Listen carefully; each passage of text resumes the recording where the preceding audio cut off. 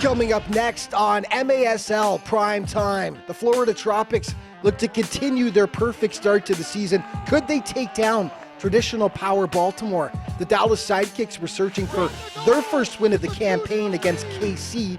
Jeff Husted joins us via Skype to review what's happened in the Eastern Conference so far. And we take a closer look at the Kansas City Comets in this week's Team Spotlight. It's all coming up next on MASL Prime Time.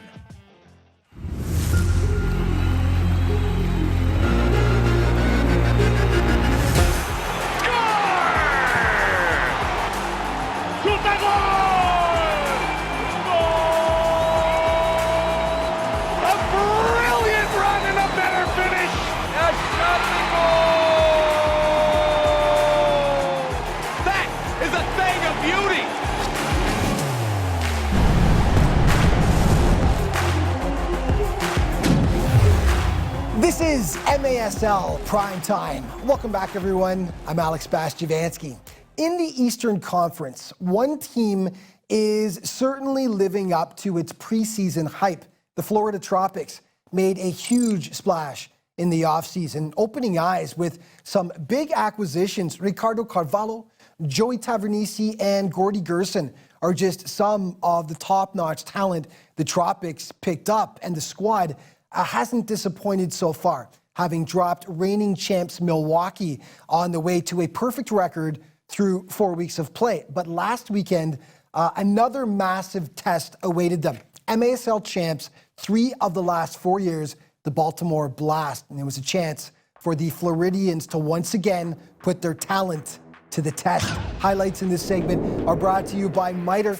Mitre, the official soccer ball of the MASL. This was one of the most highly anticipated games of the season so far, but Florida just ran away with it. First quarter, Victor Pereiras sticks with it on the rebound and makes it 1-0 for the Tropics. In the second, bad luck for the Blast here as the ball pounces in off Baltimore's Juan Pereira. And yeah, Florida will take it any way they can get it. As you see, it just bounces in off his leg there. 2-1 Tropics after 30 minutes of play. Second half now, sloppy play by the visitors. Keeper William Venzela serving it up on a platter. FLA taking full advantage. Ricardo Carvalho continues with the hot boot, makes it 3-1.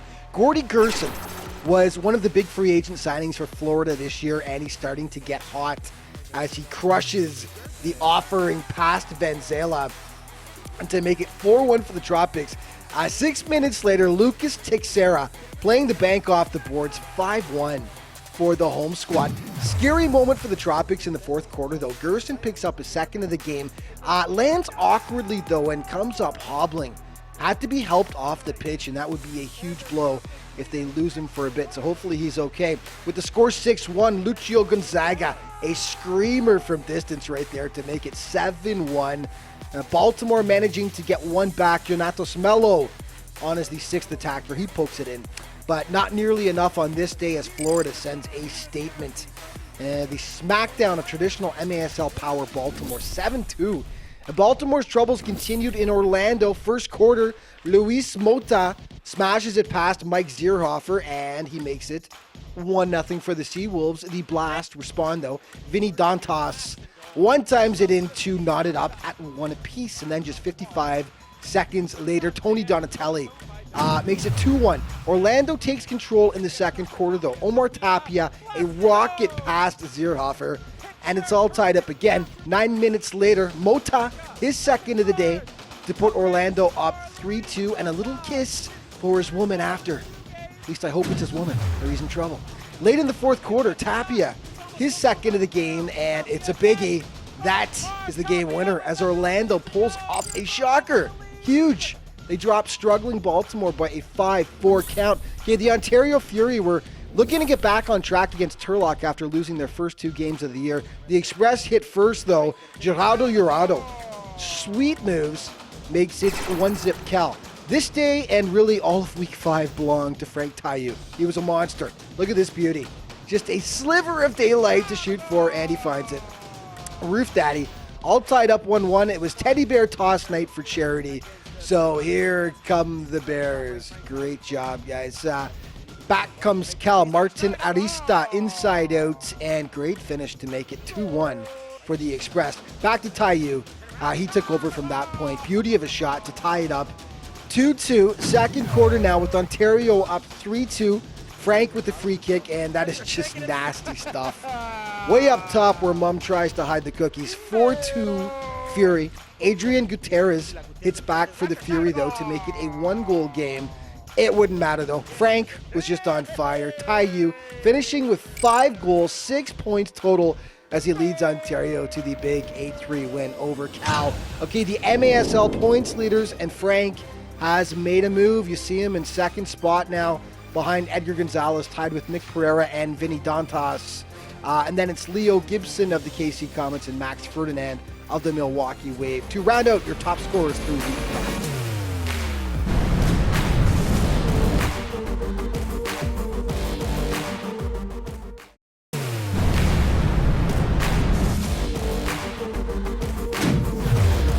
Welcome back to MASL Primetime. 2 weeks back on the show, we featured an old MISL game from the mid-'80s in which Kansas City hosted San Diego. Over 12,000 were on hand in KC to watch the contest. Decades later, the Comets continue to inspire a passionate fan base. And with a superstar like Leo Gibson leading the way, it's easy to understand why. Year in, year out, KC is a competitive force in the MASL. And we take a closer look at the Comets now in this week's MASL Team Spotlight.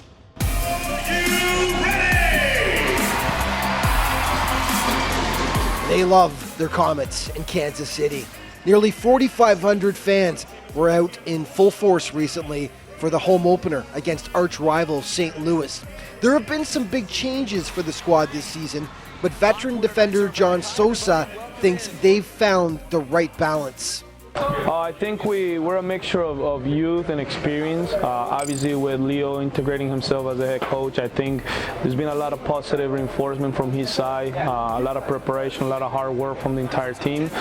We just kind of blending in little by little, right? We understand that we're some guys are new and they still need to learn the way this league works, but we feel pretty positive about the team. We're full of great players right now. I think if you look at Ray Lee from the back, if you look at Ray Sari in the middle, if you look at Lucas Souza, that is still not clear to play, but he will be clear soon. I think we have a bunch of talent, Kevin Ellis as well, obviously. Full of talent of guys that, hey, as they continue to learn this league, I'm sure they're going to be impact players. Leo Gibson, MASL superstar and the all-time leading scorer for Kansas City, takes over the role of player coach this season. And Sosa believes the transition has been seamless. I think he's been smoother than anybody probably thought. He's been doing a very good job balancing himself as a player, balancing himself as a coach. He's preparing a lot, right? So he's working very hard to make sure that by the time he comes here, he knows what exactly is going to happen, so that way he makes things run pretty smooth from his side. The Comets should be capable of challenging for MASL supremacy this year. They've got the talent to hang with any team, but Sosa believes it will all come down to the effort on the floor, knowing KC can't afford to take a single night off.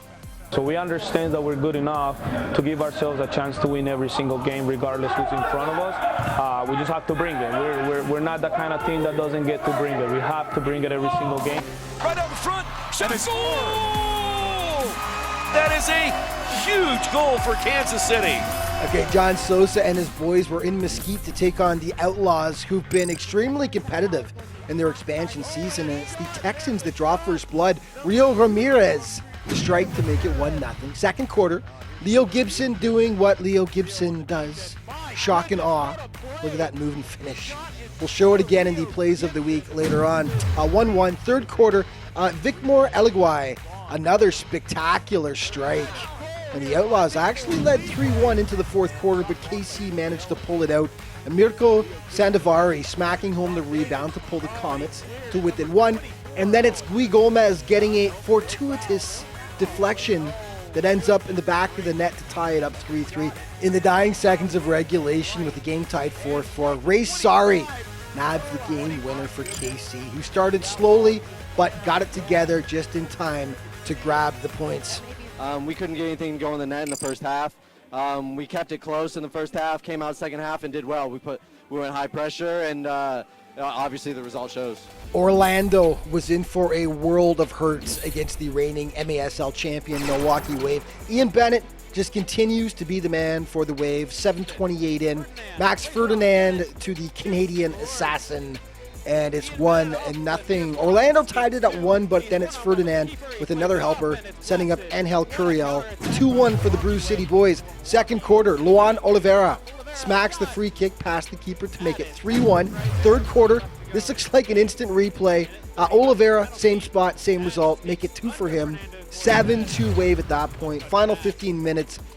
Bennett just keeps on coming. First, he gets the hat trick with the sweet shot, and then some nice passing here by Milwaukee, and it's, guess who, finishing it off. Bennett with 4 on the day for the Wave as they spank the Seawolves coming into Orlando and winning big. 10-2 final score. Okay, let's go to the MASL Vault and check out Game 5 of the 1983 MISL Championship Series between San Diego and the Baltimore Blast. Look at the funky helmet the keeper's wearing. Love it. The Sockers in front of a huge home crowd, down the Blast 3-1 to capture the title. That was part of a run of 5 straight arena titles San Diego won back in the early to mid-80s. What a dynasty these guys have. Okay, your MASL goal leaders through 5 weeks of play. And now we got a new leader, Frank Teyu with 12, as Edgar Gonzalez had the week off for Monterey. Followed by Dom Francis, Vinny Dantas, Brian Aguilar, and Ian Bennett to round out your Week 5 scores.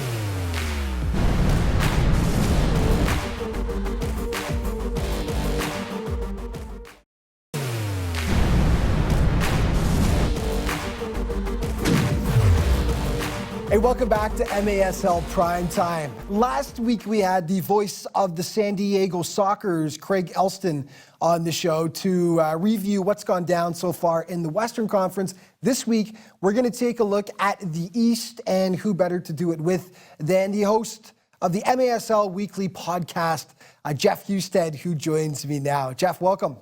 Thanks. It's glad to be here. Right, so I know it's cliche, but I got to say it. The East has been a beast the last 4 years. Baltimore won 3 straight titles, Milwaukee last season, and it looks like it's going to be an absolute dogfight this year again between numerous clubs that have improved themselves as well. What stuck out to you so far about the East?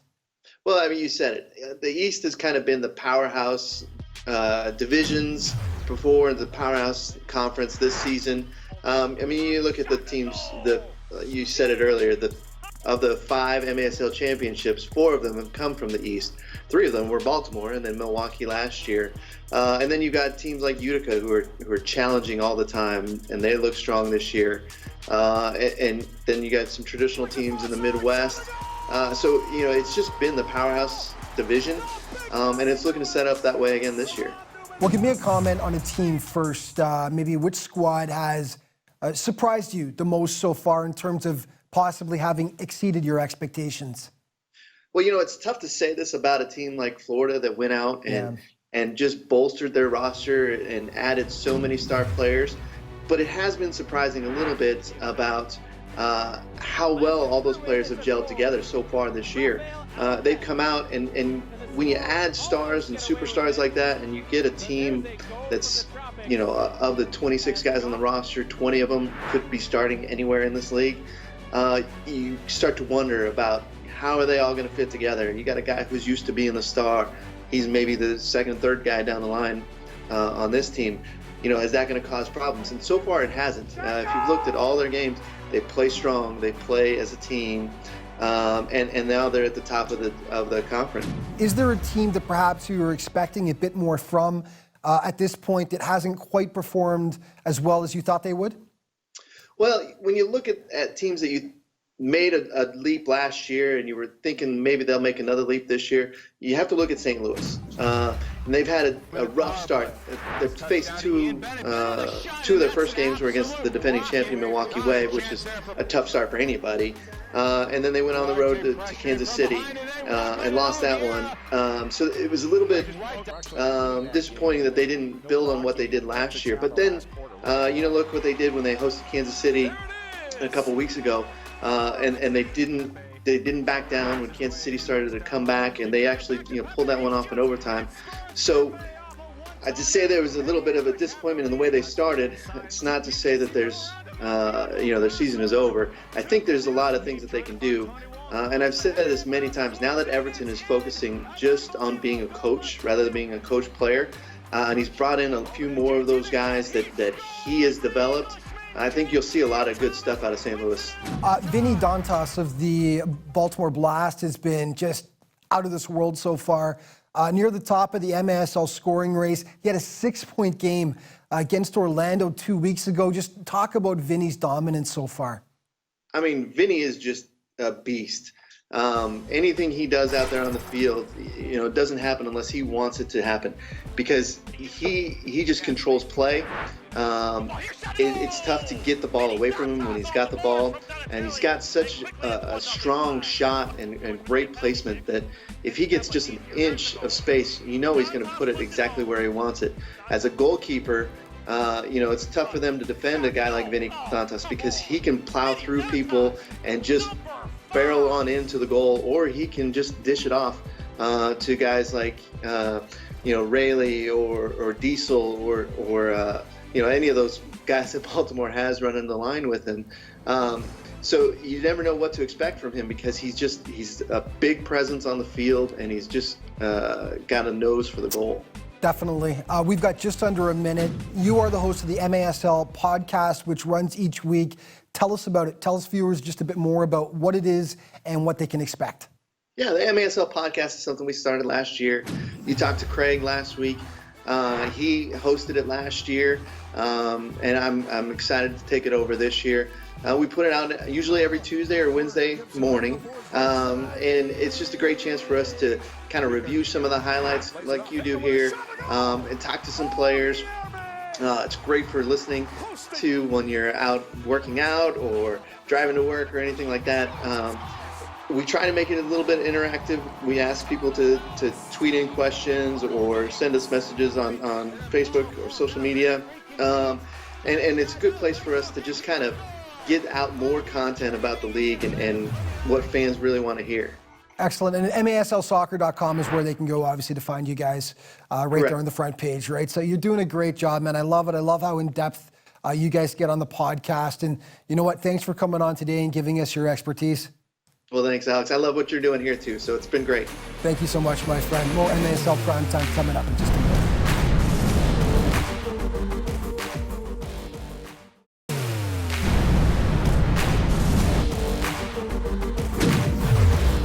Welcome back to MASL Primetime.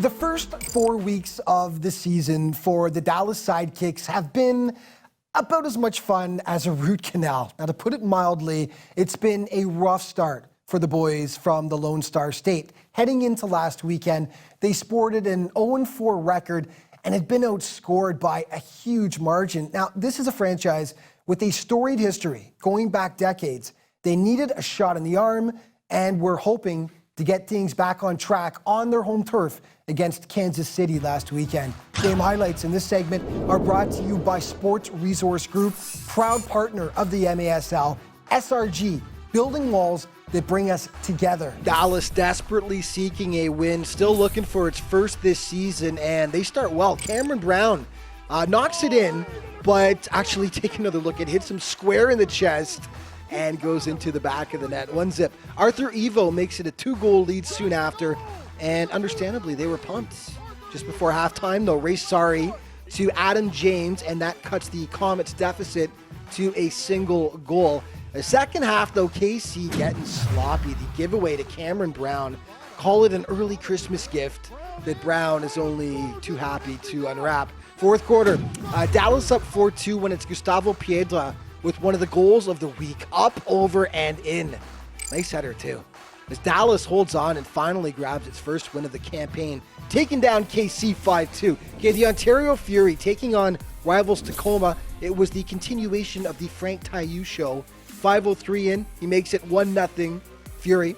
Just before the first quarter ends, though, reigning MASL MVP Nick Pereira showing he's still got the goods. Ties it up 1-1. Second quarter, with the game tied 2-2, Mr. Taiu, top shelf, to give Ontario the lead. Second half, he just keeps on going. I wasn't joking when I said he owned Week 5, Frank did. The absolute rocket makes it 4-2. $1.30 later, Frank again, 5-2. You want more, Frank? You got it. A minute 30 after that is fifth of the game.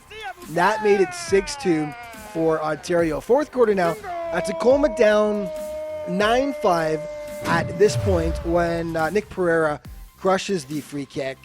Top shelf, very nice, but not enough on this day as Taiu leads the Fury to a 10-7 decision over Tacoma. Okay, the Stars also visited San Diego last weekend, and Tacoma draws first blood. 3:44 in. Vince McCluskey cranking it past Boris Pardo to make it 1-0. 5 minutes later, however, Cesar Cerda tees it up, cranks that baby home to tie it up at 1 apiece. The second half, Tacoma up 3-1, and on the odd man rush here, Jamil Cox making it 4 for the Stars, and they were looking like they were in full control. Cue the comeback, though. Down 4-2. San Diego's Chris Gutierrez cuts it to a 1-goal deficit, and then it's Sarah bar down to tie it up 4-4. The onslaught continued. Slava Jupi Paripovic, some mustard on that shot. San Diego in the lead. This game was tied 6-6 late into the fourth. Three and spits it out. It's 3v2. It's Pee-wee. Pee-wee. Pee-wee. Slav. Score!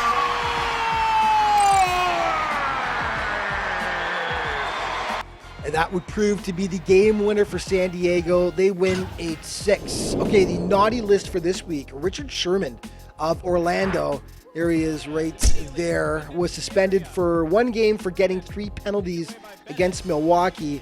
And this was the one that put him over the edge. Contact above the shoulder right there. The MASL Team of the Week for week number 5. Frank Taiu, of course, Ian Bennett, Max Ferdinand, Pee-wee Ortega, Luis Mota, and Juan Gamboa in goal. And our primetime player of the week, 3 guesses, and the first 2 don't count. Frank Taiu, obviously, who played like a man possessed. 10 goals in 2 games, plus an assist, as Ontario picked up its first 2 wins of the season. What a free agent signing he's been for the Fury. And our primetime plays of the week for week number 5. Number 5, Dallas's Gustavo Piedra, up over and in part of the Sidekicks' first win of the season. Number 4, Cal's Jurado, shaking and baking against Orlando, and the nice finish. Number 3, Florida's Lucio Gonzalez, the screamer from long distance. Number 2, Frank Taiu. There were about 5 or 6 we could have chosen for Frank last week, so take your pick. That one was pretty darn nice, though. And number 1, Leo Gibson of KC. Unfortunately, the video is just a little bit distant, but you can see enough. This guy just makes it look so damn easy.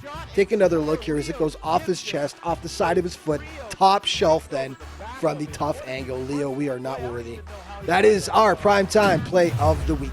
And that is going to wrap things up for today. But on behalf of everyone here at MASL Primetime, have a happy and safe holiday season, everyone. A reminder, MASLsoccer.com is your home base for all things in the Major Arena Soccer League, and there's all kinds of other social media to keep you up to date as well. Thank you so much for watching.